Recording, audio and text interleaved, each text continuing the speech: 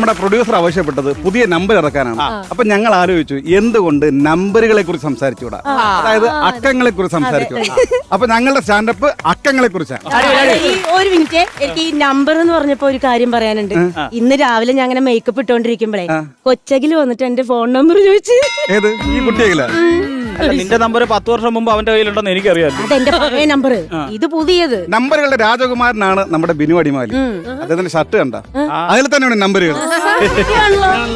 നമുക്ക് ഒന്നിനങ്ങ് തുടങ്ങിയാലോ? പൂജ്യം വേണ്ടേ? പൂജ്യത്തിന് വിലയില്ലല്ലോ. അങ്ങനെ പറയരുത്. പൂജ്യം കണ്ടുപിടിച്ചതേ ഇന്ത്യയാണ്. നമ്മളൊരു വേദിയിൽ വന്ന് നിൽക്കുകയാണെങ്കിൽ ഒരുപാട് ജനങ്ങൾ ഉണ്ടാവും. നമ്മൾ അവരെങ്ങനെയാണ് അഭിസംബോധന ചെയ്യുന്നത്? സംപൂജ്യ മഹാഗുരു ജനങ്ങളെന്ന്. അപ്പൊ അതിൽ തന്നെ ഒരു പൂജ്യം ഇല്ലേ? ഈ പൂജ്യത്തിന്റെ കഥ പറഞ്ഞപ്പോഴാ ഞാൻ സ്കൂളിൽ പഠിക്കുന്ന സമയത്ത് എനിക്ക് കിട്ടിയ മാർക്കുകൾ കൂടുതലും പൂജ്യമായിരുന്നു. പബ്ലിക്കായിട്ട് വിളിച്ച് പറയേണ്ട ആവശ്യമുണ്ടോ? എന്തിനു പേടിക്കണം? വട്ടപൂജ്യം കിട്ടിയ ബിരുവാണി ചേട്ടൻ അവിടെ ഇരിക്കല്ലേ? പറഞ്ഞു കൊടുക്കണം, അങ്ങനെ പറഞ്ഞു കൊടുക്കുക. എന്നാ പിന്നെ നമുക്ക് ഒന്നിന്ന് തുടങ്ങാം. ഇത്രയും ഉപജപാടറിയാം, ഇനി ഒന്നും തുടങ്ങണോ? ഒന്നാമത്തെ നമ്പറിൽ നിന്ന് തുടങ്ങാന്ന്. ഇത് പറഞ്ഞപ്പോഴാ വീട്ടിൽ ഇരിക്കുന്ന നമ്മുടെ ഭാര്യമാർക്ക് ഏറ്റവും ഇഷ്ടപ്പെട്ട സംഖ്യ എന്ന് പറയുന്നത് ഒന്നാണ്. ഒന്നിങ്ങോട്ട് വന്നേ, ഒന്നിങ്ങോട്ട് നോക്കിയേ, ഒന്നും മിണ്ടാതിരിക്കാമോ, ഒന്ന് ഇറങ്ങി പോകാമോ, ഒന്നും സംസാരിക്കല്ലേ, ഒന്നിനും കൊള്ളത്തില്ല. അങ്ങനെ ഭാര്യമാരെ മാത്രം കുറ്റം പറയല്ലേ. കുടുംബത്തെ എന്ത് വഴക്കുണ്ടായാലും ഭാര്യമാരിങ്ങനെ കൂട്ടുകാരികളുടെ കൂടെ പോകുമ്പോ എന്താ പറയുന്നതെന്ന് അറിയോ? ഞാനും എന്റെ ഭർത്താവും ഒറ്റ കെട്ടാന്നാ. അത് നിങ്ങൾ മറക്കല്ലേ. ഇതിനെ കുറിച്ച് സംസാരിച്ചപ്പോ തന്നെ രണ്ടഭിപ്രായം വന്ന സ്ഥിതിക്ക് നമുക്ക് രണ്ടിന് പോയാലോ? അല്ല, രണ്ടിനെ പിടിച്ചാലോ? രണ്ടിനക്കത്തെ കുറിച്ച് പറയുകയാണെങ്കിൽ മനുഷ്യന്മാർക്ക് ഏറ്റവും കൂടുതൽ ആത്മസംതൃപ്തി കിട്ടുന്നത് എന്തിനാണ്? രണ്ടിന് പോകുമ്പോഴല്ലേ. അങ്ങനെയാണെങ്കിൽ സിനിമ എടുക്കാം. സിനിമയിൽ ഇപ്പം രണ്ടാം ഭാഗങ്ങൾ വന്നുകൊണ്ടിരിക്കുകയാണ്. പക്ഷേ എനിക്ക് ഒരു മലയാള സിനിമയുടെ രണ്ടാം ഭാഗം ഇറങ്ങണമെന്നും അതിൽ അഭിനയിക്കണമെന്നും ഒരുപാട് ആഗ്രഹമുണ്ട്. ചേച്ചി അഭിനയിച്ച രതി നിർവേദം.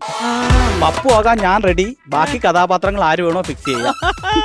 ചില ആൾക്കാരുണ്ട് എന്ത് കിട്ടിയാലും ഇരട്ടിച്ച് പറയും, രണ്ടിരട്ടിയായിട്ട് പറയും. സത്യം പറഞ്ഞ ശ്രീവിദ്യയെ പറ്റി പറഞ്ഞല്ലേ, വെറുതെ പറഞ്ഞത്.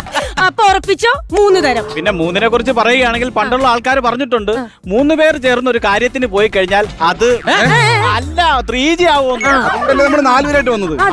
അത് മാത്രമല്ല 4 പേര് ചേർന്ന് പാടി അഭിനയിച്ച ഒരു പാട്ടിന്റെ 4 വരി ഞാനൊന്ന് പാടിക്കോട്ടെ. ഏകാന്ത ചന്ദ്രിക. അപ്പുകുട്ടാ, ഓവറാക്കി ചളാക്കല്ലടാ. 4 പേരും 4 വഴിക്ക് ഓടേണ്ടി വരും. അതല്ല, എന്റെ പാട്ടിന് നല്ല പഞ്ചില്ലായിരുന്നു. 5 വരണമെങ്കിൽ 5നെ കുറിച്ച് സംസാരിക്കാം. 5 പേര് മുന്നിൽ ഇരിക്കുന്നത്. 5 പേര് മുന്നിൽ ഇരിക്കുന്ന കാണുമ്പോ ശരിക്കും പറഞ്ഞ പഞ്ചപാണ്ഡവരെ ഓർമ്മ വരും. പ്രശസ്തമായ ഒരു ഹിന്ദി ഗാനമുണ്ട്, നിങ്ങൾ കേട്ട് കാണും. തെരെ മേരെ ബീച്ച്, तेरे मेरे बीच में कैसा है ये बंधन കാര്യം ചെയ്യാം, ഇവനടുത്തങ്ങ് ആറ്റിലിട്. ആറ്റിലിട്ട് ചത്തുപോകൂലേ? അതല്ല, അങ്ങനെയാണ് ദേവീ ദേവന്മാർക്ക് ഏറ്റവും ഇഷ്ടപ്പെട്ട സംഖ്യ എന്ന് പറയുന്ന 6ആണ്. കേട്ടിട്ടില്ലേ അമ്പലങ്ങളിൽ ആറാട്ടുണ്ടെന്ന്? 6 നല്ല സംഖ്യയാണ്. 6നോട് ക്രഷാണ്. 6 പറഞ്ഞ സൂപ്പറാണ്. എന്തായാലും 6 കഞ്ഞി പഴം കഞ്ഞി. എന്നാ പിന്നെ 7 പോട്ടെ. 7 എന്ന് പറഞ്ഞ ഒരു അത്ഭുത നമ്പറാ. അത്ഭുത നമ്പറോ? ലോക അത്ഭുതങ്ങൾ തന്നെ 7 അല്ലേ? എന്നെ പോലുള്ള ആൾക്കാരെ കാണുമ്പോ ചില ആൾക്കാർ പറയാറുണ്ട് നിങ്ങളെ കാണാൻ 7 അഴകാണെന്ന്. സത്യമായിട്ടും കറുപ്പിന് 7 അഴകാണ്. കറുപ്പിന് മാത്രമല്ല, മാനത്ത് കാണുന്ന മഴവില്ലിനും 7 വർണ്ണങ്ങളാണ്. 7 വീട് കെട്ടിപ്പിടിക്കാനാ?